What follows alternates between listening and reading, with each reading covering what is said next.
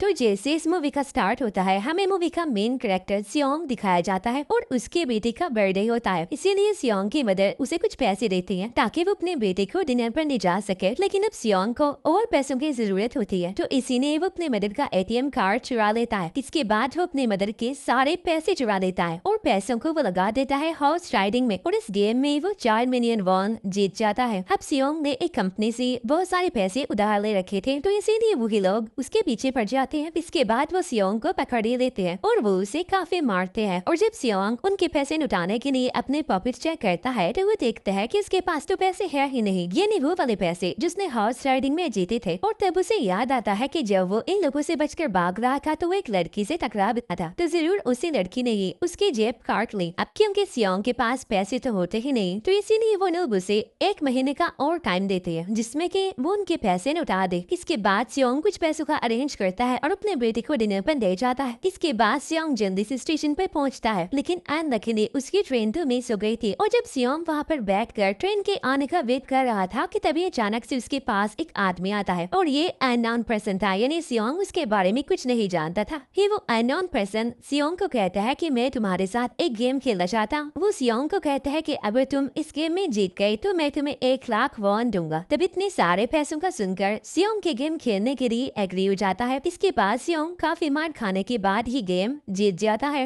यानी वो 1 लाख वॉन हासिल कर लेता है। इसके बाद वो अननोन पर्सन सियोंग को एक कार्ड देता है, ये कहते हुए कि अगर तुम और पैसे जीतना चाहते हो तो इस कार्ड पर जो नंबर लिखा हुआ है उस पर कॉन्टेक्ट करना। इसके बाद सियोंग जब अपने घर जाता है तो उसकी मदर उसे कहती है कि तुम्हारी बेटी अगले साल अपने स्टेप फादर के साथ यूएस में शिफ्ट हो रही है। यहाँ पर हमें ये पता चलता है कि सियोंग की डिवोर्स हो गई है और उसकी वाइफ ने दूसरी शादी भी कर ली है। लेकिन सियोंग कभी भी ये नहीं चाहता था कि उसकी बेटी उससे दूर जाए, लेकिन उसे बहुत सारे पैसे चाहिए होते हैं अपने बेटी की कस्टडी वापस लेने के लिए, तो इसीलिए सियोंग उस कार वाले नंबर पर कॉल करता है। इसके बाद सियोंग को एक गाड़ी में लाया जाता है जहाँ पर और भी लोग थे, लेकिन फिर उन सारे लोगों को बेहोश कर दिया जाता है। और जब उन सब लोगों की आंख खुलती है तो वो खुद को एक फैसिलिटी में पाते हैं जहाँ टोटल 456 लोग थे, और वो वहाँ पर एज अ प्लेयर थे क्योंकि उन सबको एक यूनिफॉर्म भी पहनाया हुआ था। इस फैसिलिटी का होस्ट यानी लीडर एक आदमी था जो कि एक फ्रंटमैन था वहाँ पर, और वो सब पर नजर रख रहा था। अब यहाँ पर एक कॉमन चीज थी कि जितने भी लोगों को वहाँ पर लाया गया था उन सब ने कर्जे लिए हुए थे बहुत ज्यादा। सियोंग वहाँ पर प्लेयर नंबर 1 से मिलता है जो कि एक बुढ़ा आदमी था। उस बुढ़े आदमी को ब्रेन ट्यूबर था, यही वजह थी कि वो यहाँ पर आया था क्योंकि उसकी लाइफ तो वैसे भी खत्म ही होने वाली थी। इसके बाद वहाँ पर 2 प्लेयर्स जिनमें लड़के का नाम सईब्यूक और लड़के का नाम जैंग होता है, उनके बीच फाइट होती है। अब यहाँ पर सईब्यूक वही लड़की थी जो सियोंग के पैसे लेकर भाग गई थी, यानी उसी ने उसकी जेब काटी थी। सियोंग तो उसे देखते ही पहचान लेता है, इसीलिए वो अपने पैसे मांगने के लिए उसके पास जाता है। तभी वहाँ पर कुछ गार्ड्स आ जाते हैं जिन्होंने पिंक कलर का यूनिफॉर्म पहना था और उनके फेस अच्छी तरह से कवर्ड थे। गार्ड्स उन सभी प्लेयर्स को बताते हैं कि तुम्हें यहाँ पर टोटल 6 गेम्स खेलनी होंगी और जो इस गेम का विनर होगा उसे बहुत सारे पैसे मिलेंगे। इसके बाद उन सबसे एक कॉन्ट्रैक्ट पर साइन करवाया जाता है और इस कॉन्ट्रैक्ट के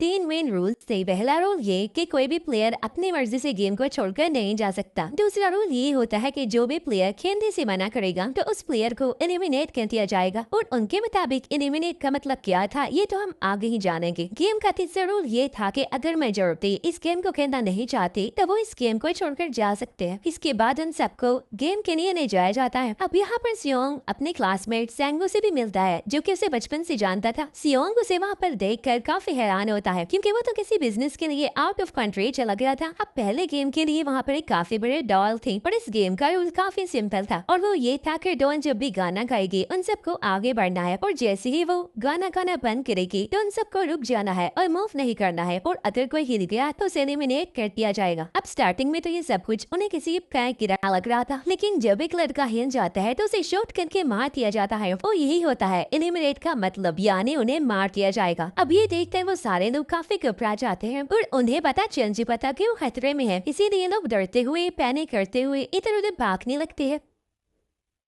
लेकिन अब क्योंकि गेम का रूल था इसीलिए जो भी गिनता है उसे मार दिया जाता है, और जितने भी सर्वाइवर होते हैं वो किसी न किसी तरह इस गेम को कंप्लीट कर ही लेते हैं। लेकिन जो लोग मर जाते हैं उनके डेड बॉडीज को वहां से ले जाया जाता है, और अब 456 प्लेयर्स में से सिर्फ 255 ही रह गए थे। अब क्योंकि वो सारे प्लेयर्स इतना ज्यादा डर जाते हैं कि अब कोई भी गेम खेलना नहीं चाहता था। लेकिन जैसा कि रूल नंबर 3 था कि अगर मेजोरिटी चाहे तो वो गेम्स कर सकती है। तो इसीलिए उनका लीडर यानी फ्रंटमैन वोटिंग करवाता है, लेकिन इससे पहले उन्हें प्राइज मनी दिखाई जाती है यानी जो विनर को मिलेगी। लेकिन इन केस अगर कोई गेम को छोड़कर चला जाएगा तो ये सारे पैसे मरे हुए प्लेयर्स की फैमिलीज को मिल जाएंगे और ये prize money total 45 billion won होती है। इसके बाद वोटिंग करवाई जाती है जिसने मेजोरिटी इस गेम को खेलना नहीं चाहती थी, तो इसीलिए गेम को यहीं पर स्टॉप कर दिया जाता है। लेकिन अगर कभी फ्यूचर में वो लोग चाहें तो इस गेम को रिज्वाइन कर सकते हैं। इसके बाद सभी लोगों को उनके घरों पर छोड़ दिया जाता है। नेक्स्ट सियोंग पुलिस स्टेशन जाता है और वहाँ पर वो पुलिस को सारी बात बता देता है, लेकिन उन लोगों को सियोंग के बातों पर यकीन नहीं होता और उल्टा वो लोग उसे पागल समझने लग जाते हैं। इसके बाद सियोंग उन्हें वही वाला कार्ड दिखाता है, लेकिन हैरान कर देने वाली बात तो ये है कि उस पर जो नंबर था वो रॉन्ग था। इसके बाद सियोंग जब घर जाता है तो उसकी मदर वहाँ पर नहीं होती। उधर सियोंग का क्लासमेट सैंगवू अपनी मदर को छुप कर देख रहा होता है और तभी वहाँ पर सियोंग भी आ जाता है। यहाँ पर सैंगवू अपसेट होते हुए सियोंग को बताता है कि मेरे ऊपर 6 बिलियन का कर्ज है। वो बताता है कि मैंने क्लाइंट्स के पैसे लेकर स्टॉक मार्जिन में लगा दिए थे, लेकिन अनलकीली वो सारे पैसे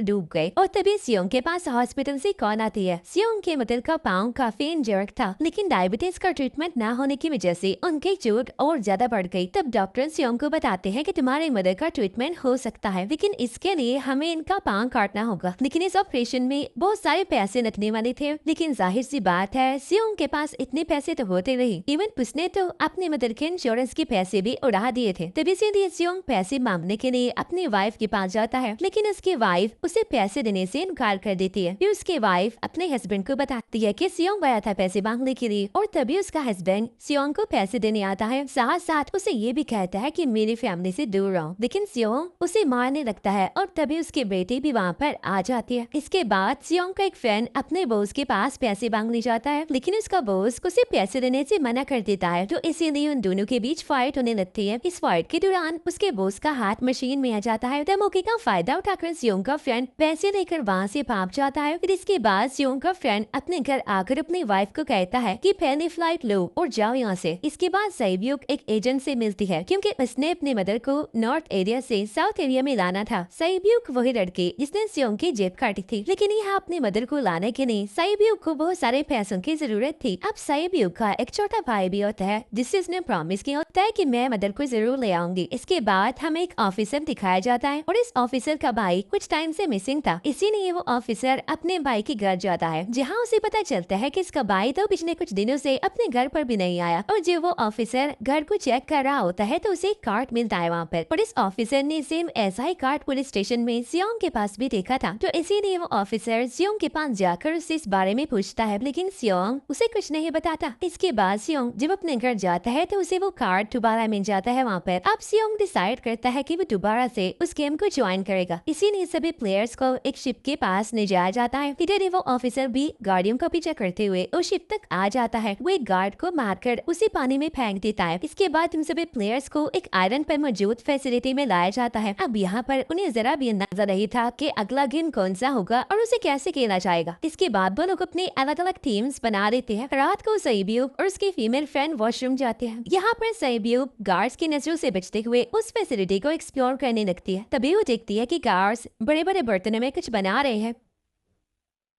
लेकिन अब क्योंकि गार्ड्स को शक हो जाता है तो एक गार्ड वॉशरूम्स को चेक करने के लिए आता है, लेकिन तब तक साइब्यूक वापस आ चुकी थी। इसके बाद साइब्यूक अपने फीमेल फ्रेंड को सारी बात बता देती है जो उसने देखा था, लेकिन यहाँ पर सैनवू उन दोनों की बातें सुन लेता है और वो इस बारे में साइब्यूक से पूछता है, जिस पर साइब्यूक बताती है कि वो बड़े बड़े बर्तनों में कुछ पका रहे थे। इसके बाद उन सभी प्लेयर्स को प्लेग्राउंड में लाया जाता है, जहाँ पर उनके सामने 4 शेप्स थी। 4 शेप्स में से उन्होंने किसी एक शेप को चूज करना था। अब यहाँ पर सैनवू को पता चल जाता है कि गेम क्या है और क्या करना है हमें। सैंगवू सियोंग को बताता है कि सबने अलग अलग शेप्स को चुनना है। इसके बाद उन सभी को एक छोटा सा बर्तन दिया जाता है जिसमें की शेप्स बनी होती है। अब गेम उनकी ये होती है कि उन्होंने किसी तरह उस शेप को बाहर निकालना है बगैर डैमेज किए, लेकिन अगर शेप जरा से भी खराब हो गई तो उन्हें एलिमिनेट कर दिया जाएगा, यानी मार दिया जाएगा। अब यहाँ पर सैंगवू तो इजीली उस शेप को निकाल देता है, लेकिन सियोंग इतना ज्यादा घबरा जाता है कि इसकी हालत खराब होने लगती है। लेकिन फिर वो किसी न किसी तरह करके इस गेम को भी जीत लेता है। इसके बाद उन सबको वापस से रूम में लिया जाता है। अब यहाँ पर 187 प्लेयर्स वापस आए थे, जिनमें से अब सिर्फ 108 ही रह गए थे। इसके बाद उन सबको खाने के लिए ले जाया जाता है, लेकिन खाने की वजह से जैंग की एक लड़के से फाइट हो जाती है, जहाँ पर जैंग उस लड़के को इतना ज्यादा मारता है कि वो मौके पर ही मर जाता है। इधर ही हम देखते हैं कि उन प्लेयर्स में से एक डॉक्टर होता है जो गार्ड्स के साथ मिलकर मरे हुए लोगों के ऑर्गन्स निकाल कर उन्हें चाइनीज को बेचने का काम करता है। इसीलिए जब भी डेड बॉडीज को ले जाया जाता है तो वो डेड बॉडीज को गायब कर लेते हैं, क्योंकि ये सब कुछ एक प्लान के अकॉर्डिंग चल रहा था, क्योंकि ये सारा कुछ फ्रंट मैन से छुप कर हो रहा था। यही वजह थी कि कंट्रोल रूम में भी उन्होंने अपना ये एक आदमी बिठाया हुआ था जो कि लोगों के सारे वीडियो फुटेज डिलीट कर देता था, और गार्ड्स तो डॉक्टर को गेम के बारे में पहले ही बता देते थे ताकि वो सरवाइव कर सके। यहाँ पर एक गार्ड उसी प्लेयर डॉक्टर को बताता है कि आज हमने प्लेयर्स को जानबूझकर खाना कम दिया है ताकि वो आपस में लड़ने लगे, जिससे होगा ये कि सारे वीक प्लेयर्स गेम से आउट हो जाएंगे। साथ ही गार्ड डॉक्टर को अपने अगले गेम के बारे में बता देता है। अब 30 मिनट के बाद वहाँ पर लाइट्स ऑफ होने वाली थी। अब यहाँ पर सैनवू को पता था कि सियोंग की टीम जरूर कोई उल्टा काम करेगी, इसीलिए वो उस टीम को अपने पास बुलाकर उन्हें रिलैक्स रहने के लिए कहता है। उधर वो जो डॉक्टर प्लेयर होता है वो जैंग की टीम में शामिल हो जाता है। यहाँ पर डॉक्टर जैंग को बता देता है कि अगला गेम क्या होने वाला है। इसके बाद लाइट्स ऑफ हो जाती है और जैंग अपने टीम के साथ मिलकर बाकी सभी को मारने लगता है। जैंग एक लड़की को मारकर सेब्यू को मारने जाता है, लेकिन तभी सियोंग उसे बचा लेता है। इसके बाद गार्ड्स वहाँ पर आकर उन सभी को रोक लेते हैं और अब टोटल 80 लोग रह गए थे। इसके बाद उन सभी को तीसरे गेम के लिए ले जाया जाता है और यहाँ पर उन्हें 10-10 प्लेयर्स की एक टीम बनाने के लिए कहा जाता है, और वो लोग ऐसा ही करते हैं, अपनी अपनी टीम बना लेते हैं। अब क्योंकि जैंग को अगले गेम के बारे में पहले ही पता होता है, इसीलिए वो सेब्यू की फीमेल फ्रेंड को अपनी टीम में नहीं रखता, पर वो अपनी टीम में सिर्फ मर्दों को ही रखता है। इसके बाद सेंगू भी अपनी टीम बना लेता है। अब क्योंकि उन्हें एक प्लेयर की जरूरत थी, तो इसीलिए सेब्यू की फीमेल फ्रेंड उनके टीम में शामिल हो जाती है, और ये गेम असल में टग ऑफ वॉर का होता है, यानी उन्होंने अपने सामने वाली टीम को नीचे गिराना था। इसके बाद गेम स्टार्ट हो जाती है और जैंग की गेम बड़ी आसानी से इस गेम को जीत लेती है। इसके बाद बारी होती है सैनवू की टीम की। तो प्लेयर नंबर 1 इन्हीं को पूरा आदमी कहता है कि मैंने अपनी जिंदगी में बहुत सारे टग ऑफ वॉर्स खेल रखी है, इसीलिए वो उन सबको गाइड करता है कि इस गेम को कैसे जीतना है।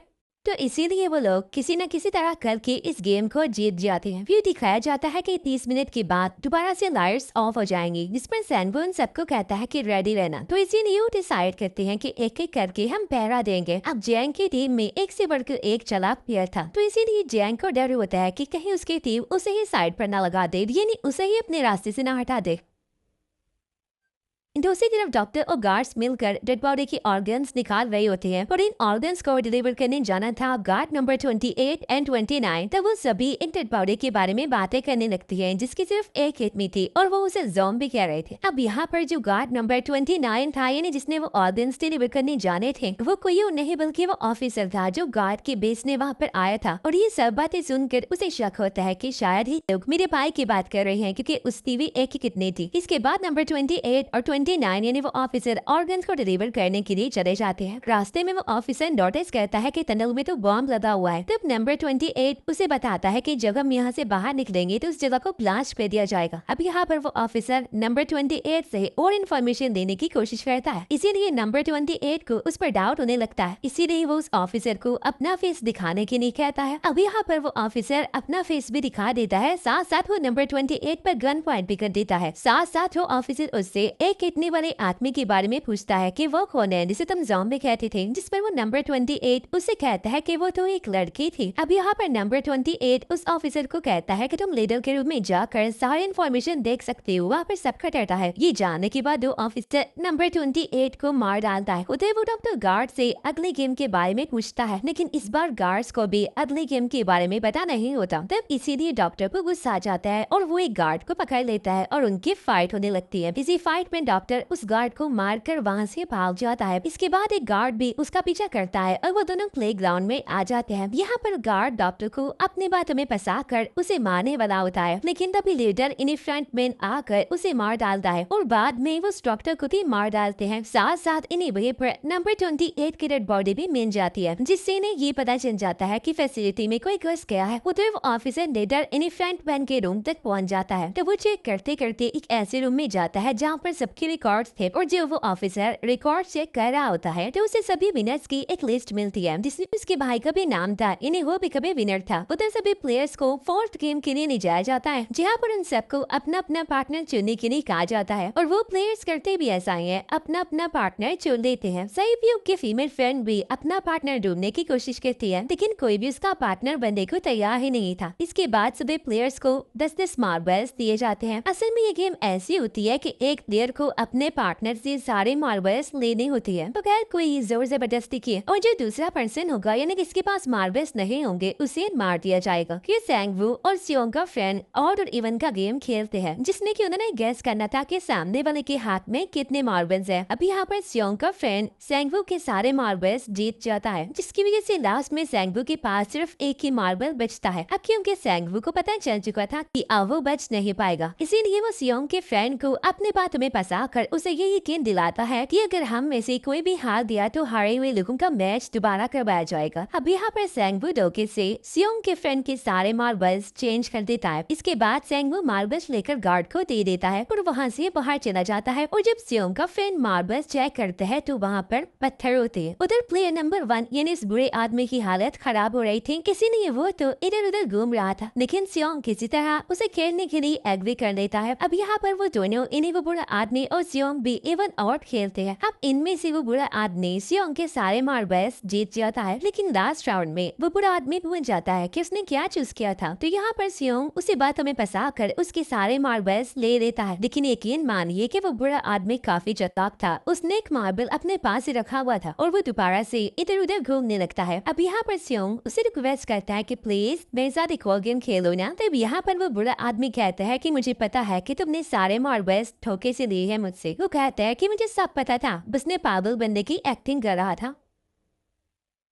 तभी सुनकर सियोंग को उसमें तरस आ जाता है और वो उसे सारे मार्बल्स दे देता है। उसके बाद सैब्यूब और उसकी फीमेल फ्रेंड भी गेम खेल रहे होते हैं। उनकी गेम ये होती है कि जो मार्बल्स को दीवार के ज्यादा करीब फेंकेगा वही जीतेगा। पहले सैब्यूब अपने मार्बल्स फेंकती है लेकिन जब सैब्यूब की फ्रेंड की बारी आती है तो वो अपने सारे मार्बल्स फेंक देती है। लेकिन जब सैब्यूब ये देख लेती है तो अपने फ्रेंड को दोबारा फेंकने के लिए कहती है, जिस पर उसकी फ्रेंड कहती है कि नहीं सैब्यूब, मैं बिल्कुल अकेले हूँ, मेरे पीछे तो कोई भी नहीं है, लेकिन अगर तुम्हें कुछ हो गया तो ये अच्छी बात नहीं है। तुम्हारे पीछे तुम्हारा छोटा भाई है, तुम्हारा वेट कर रहा है। और इसी वजह से सैब्यूब की फ्रेंड को मार दिया जाता है। इसके बाद उन सबके डेड बॉडीज को वहाँ से ले जाया जाता है। इसके बाद वो सब वापिस से रूम में आ जाते हैं। यहाँ पर जैंग दिखता है कि सैब्यूब की वो वाली फ्रेंड तो अभी तक जिंदा है जो कि बड़ी आराम से बैठी हुई थी। अब यहाँ पर हमें पता चलता है कि सैब्यूब की ये वाली फ्रेंड जैंग की भी फ्रेंड थी, लेकिन अब क्योंकि उन दोनों के बीच किसी बात को लेकर क्लैश चल रहा था तो इसीलिए जैंग की वो फ्रेंड उसे बुली करने लगती है। इसके बाद फ्रंट मैन को डेड बॉडी के पास उस ऑफिसर का आईडी कार्ड मिल जाता है। तभी फ्रंट मैन को पता चलता है कि इसके सारे वीआईपीस आ चुके हैं, तो इसीलिए फ्रंट मैन उन्हें लेने के लिए चला जाता है। फिर सारे वीआईपीस को उनके रूम में लाया जाता है। इसके बाद फ्रंट मैन वीआईपीस के आने के बारे में एक और आदमी को जाकर बताता है और यही अपनी मेन होता है और ये कौन होता है हम ये आगे जानेंगे। फिर नेक्स्ट डे उन सबको 5वें गेम के लिए लाया जाता है जहाँ पर 1 से लेकर 16 तक नंबर पड़े होते हैं और वो सभी प्लेयर्स अपना अपना नंबर दे लेते हैं। नंबर का मतलब ये था कि जो नंबर भी एक प्लेयर पर आएगा उसके मुताबिक उसकी बारी आएगी। अब यहाँ पर लास्ट में पहला और आखिरी नंबर रह जाता है यानी 1 और 16। तो यहाँ पर सियोंग कंफ्यूज हो जाता है कि उसे कौन सा नंबर चूज करना चाहिए। अगर उसने पहला नंबर लिया तो वो फंसेगा और मरेगा क्योंकि उसे नहीं पता कि गेम क्या है, और अगर लास्ट नंबर देगा तो क्या पता उसकी बारी ही ना आए, टाइम कम रह जाए। और तभी वहाँ पर एक आदमी आ जाता है और वो सियोंग को कहता है कि मुझे पहला नंबर चाहिए क्योंकि मैं अपने जिंदगी में कभी भी फर्स्ट नंबर पर नहीं आया। फिर इसके बाद उन्हें गेमिंग रूम में लाया जाता है। अब इस गेम का रूल ये होता है कि दिए हुए टाइम में उन्हें ब्रिज की दूसरी साइड पर जाना है। अब इसके बीच में 2 तरह के ग्लास लदे होते हैं, एक तो होता है आम ग्लास और एक होता है टेम्पर्ड ग्लास। आम ग्लास पर पाँव रखते ही वो टूट जाएगा और वो लोग नीचे गिर जाएंगे। इसके बाद गेम स्टार्ट हो जाता है और वो लोग एक एक करके मरने लगते हैं। एक टाइम ऐसा आता है जब जैंग सबके सामने होता है और वो आगे ही नहीं बढ़ रहा होता। अब उनके पास एक ही रास्ता था, या तो वो आगे जाए ये सारे ही मर मर जाए। और तभी जैंग के सामने उसकी वही फ्रेंड आ जाती है जो उसे बुली कर रही थी, और वो जैंग को कहती है कि मैंने तुम्हें कहा था कि जिस दिन तुमने मुझे धोखा दिया मैं तुम्हें मार दूंगी। इसके बाद वो जैंग को पकड़ लेती है और उसे लेकर नीचे कूद जाती है, जिसकी वजह से उन दोनों की मौत हो जाती है। और वहाँ पर एक आदमी था जो कि ग्लास कंपनी में काम करता था और उसे पता था कि टेम्पर्ड ग्लास कौन सा है, लेकिन जब फ्रंट मैन को इस बात का पता चल जाता है तो वो लाइट्स ऑफ करवा देता है ताकि वो ग्लास को पहचान ही ना पाए। अब लास्ट में एक स्टेप बचता है और उनके पास तो टाइम ही नहीं था, इसलिए सेंगवू उस आदमी को धक्का दे देता है। तो यहाँ पर सेंगवू, सियोंग और सैब्यू ब्रिज को पार कर लेते हैं, लेकिन ग्लास टूटने की वजह से उन्हें काफी चोट लग जाती है, खास तौर पर सैब्यू को।